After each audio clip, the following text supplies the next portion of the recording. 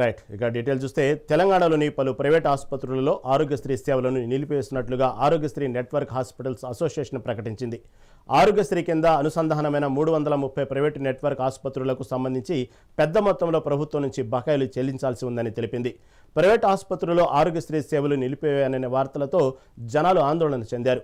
అయితే తెలంగాణలో ఆరోగ్యశ్రీ సేవల నిలిపివేతపై ప్రభుత్వం స్పందించింది.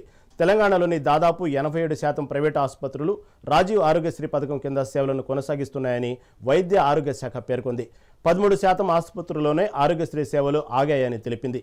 ఈ నెల 16 అర్ధరాత్రి నుండి టీఎన్హెచ్ఏ సమ్మె పిలుపునిచ్చిన తర్వాత కేవలం 13% ప్రైవేటు కార్పొరేట్ ఆసుపత్రులు మాత్రమే ఆరోగ్యశ్రీ సేవలను నిలిపివేశాయని వైద్య ఆరోగ్య శాఖ తెలిపింది.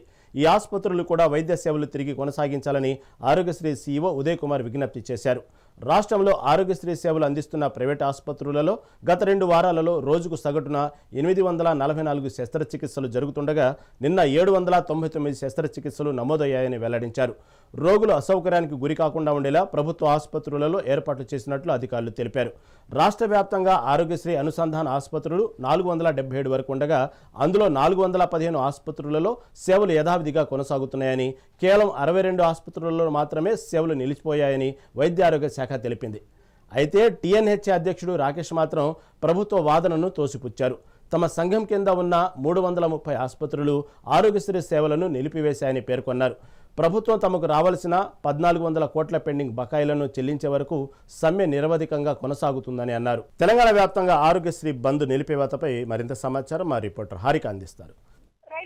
ప్రస్తుతం 2 తెలుగు రాష్ట్రాల్లో ఈ ఆరోగ్యశ్రీకి సంబంధించి ఈ సేవలు కొనసాగుతున్నాయా లేదా అన్న సందిగ్ధం ఇప్పుడు తీవ్రంగా ఉంది అని చెప్పుకోవాలి. ఇటు ముఖ్యంగా సామాన్యుల మీద ఇది భారం పడే అవకాశం ఉంటుంది. కాబట్టి రాష్ట్రంలో ఆరోగ్యశ్రీ సేవలకు సంబంధించి ఇప్పటికే భిన్న అభిప్రాయాలు ఉన్నాయి, వాదనలు వినిపిస్తున్నాయి. చాలా వరకు నెట్వర్క్ ఆసుపత్రుల్లో సేవలు యథావిధిగా కొనసాగుతున్నాయని ప్రభుత్వం చెబుతున్నా సరే సేవలను పూర్తిగా నిలిపివేసి సమ్మె చేస్తున్నామని ప్రైవేట్ ఆసుపత్రుల యాజమాన్యాలు కూడా స్పష్టం చేస్తున్నాయి. ఈ పరస్పర విరుద్ధ ప్రకటనలతోని రోగుల్లో గందరగోళం నెలకొన్నదని చెప్పుకోవాలి. అయితే బుధవారం వైద్య ఆరోగ్య శాఖ నుంచి ఒక లేఖ విడుదల చేశారు. ఆ లేఖ ప్రకారం రాష్ట్ర వ్యాప్తంగా 87% వరకు అయితే ఈ అనుబంధ ఆసుపత్రులు ఏవైతే ఉన్నాయో ఆరోగ్యశ్రీ సేవలు అందుబాటులోనే ఉన్నాయి అని చెప్పేసి ప్రకటిస్తున్నారు. అయితే మొత్తం 477 నెట్వర్క్ ఆసుపత్రులు ఉన్నాయి. అయితే అందులో కేవలం 62% మాత్రమే సమ్మెలో పాల్గొంటున్నాయి అని చెప్పేసి అంటున్నారు. మిగిలిన 415 ఆసుపత్రులు ఏవైతే ఉన్నాయో అవి యథావిధిగా కొనసాగుతున్నాయి. అలాగే ఆరోగ్య సేవలు కూడా కొనసాగుతున్నాయి అని చెప్పేసి పేర్కొంటున్నారు.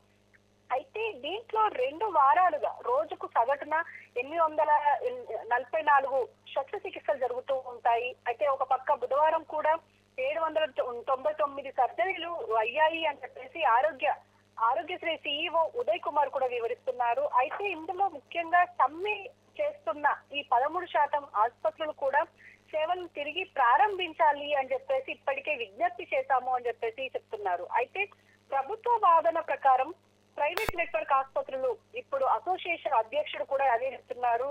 అంటే రాకేష్ ఏం చెప్తున్నారంటే ఖచ్చితంగా మాకు ఇవ్వాల్సిన బకాయిలు ఏవైతున్నాయో అవి తక్షణమే చెల్లిస్తే మేము పూర్తిగా కొనసాగిస్తాము సేవల్ని, లేకపోతే ఎక్కడికక్కడ ఆపేస్తాము అని చెప్పేసి అంటున్నారు.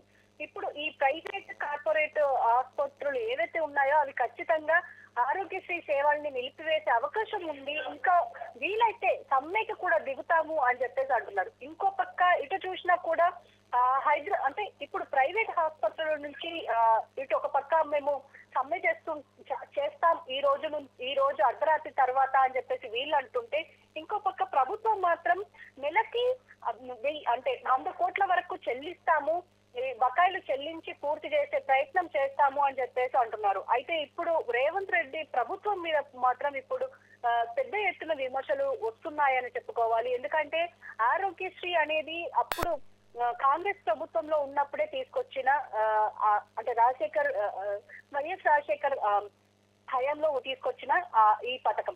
ఇప్పుడు ఈ పథకం నిలిపివేస్తే ఖచ్చితంగా పెద్ద దెబ్బలు పడుతుంది కాంగ్రెస్ ప్రభుత్వం మీద తెలంగాణ రాష్ట్రంలో. అయితే మరి ప్రభుత్వం ఎలాంటి చర్యలు తీసుకుంటుంది, అలాగే ఆరోగ్య శాఖ ఎలాంటి చర్యలు తీసుకుంటుంది. ఇప్పుడు ప్రైవేట్ కార్పొరేట్ ఆసుపత్రుల్లో ఇప్పుడు ఈ సేవలు ఆపివేస్తే పెద్ద ఎత్తున బిల్లులు పడే అవకాశం ఉంటుంది సామాన్యుల మీద. మరి చూడాలి రహీం, మరి ఎలాంటి చర్యలు వస్తాయి, ఎలాంటి ఆర్డర్స్ పాస్ అవుతాయి అనేది. కానీ ఇప్పటికైతే ప్రస్తుతం ఇటు ప్రభుత్వం నుంచి మేము నెలకి 100 కోట్లు చెల్లిస్తాం బకాయిలు అని చెప్పేసి అంటున్నారు. ఇంకో పక్క మేము ఖచ్చితంగా ఈ అర్ధరాత్రి నుంచి క్లోజ్ చేస్తామని చెప్పేసి అంటున్నారు. ఈ దాదాపు ఈ వారం రోజులుగా ఇదే కొనసాగుతుంది కాబట్టి మరి ఏం జరుగుతుంది అనేది ఖచ్చితంగా ఎదురు చూడాల్సిందే. Right Harika, right. Thank you for update.